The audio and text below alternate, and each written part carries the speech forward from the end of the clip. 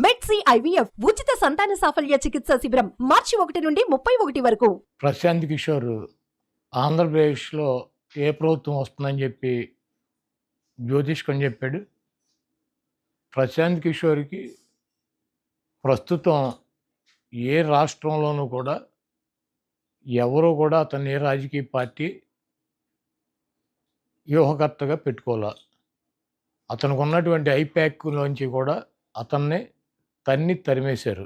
I-PAC team YSR Congress పార్టీకి ఇప్పుడు కూడా పనిచేస్తుంది ఋషి ఆధ్వర్యంలో. లగడపాటి రాజగోపాల్ లాగా ఇతను కూడా జ్యోతిష్కం చేయడం మొదలెట్టాడు.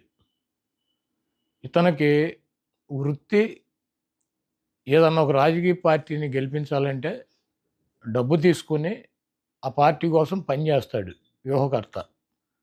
ఇతను తీసేసిన తహసీల్దారు ఐప్యాక్లోంచి తరిమేస్తే అతనికి ఎటువంటి టీము లేకుండా బీహార్లో ఒక రాజకీయ పార్టీ పెట్టి పాదయాత్ర చేసి డిజాస్టర్ అయిపోయి డిస్పోజల్ అయిపోయాడు. ఎవడో కూడా పెట్టుకునేటువంటి పరిస్థితి లేదు. చంద్రబాబు లాంటి పనికిరాని వ్యక్తుల దగ్గర ప్యాకేజ్ తీసుకుని డబ్బులు తీసుకుని అతను జ్యోతిష్కం చదువుతున్నాడు. అంటే పీకే చెప్తే ఈ రాష్ట్ర ప్రజలను ఒక 2-3% ఓటు మారుతుందేమోనని చెప్పి చంద్రబాబు నాయుడు ఆశ. కేసీఆర్ మళ్ళీ అధికారంలోకి వస్తాడు. ప్రతిపక్ష పార్టీలకు సరైనటువంటి నాయకుడు లేడు కాబట్టి కేసీఆరే మళ్ళీ అధికారంలోకి వస్తాడని చెప్పి ఇదే పీకే తెలంగాణ ఎన్నికల ముందు చెప్పాడు. రాజస్థాన్లో కాంగ్రెస్ పార్టీ డంపింగ్ మెజార్టీతో వస్తుంది, అక్కడ బీజేపీ ఎట్టి పరిస్థితిలో రాదని చెప్పి జాతకం చెప్పాడు.